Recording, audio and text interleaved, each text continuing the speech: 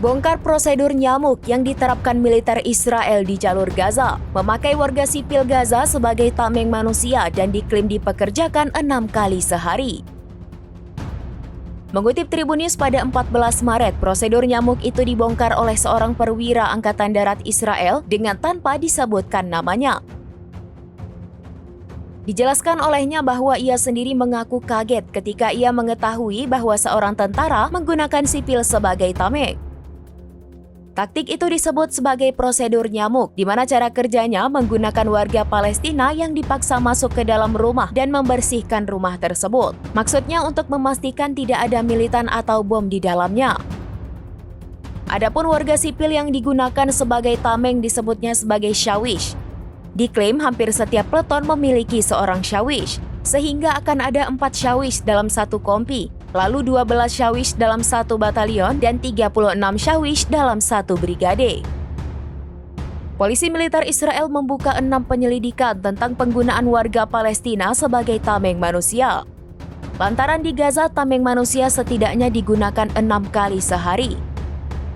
Sehingga jika pihak berwenang ingin menjalankan tugasnya dengan serius, mereka harus membuka setidaknya 2.190 penyelidikan, bukan hanya 6.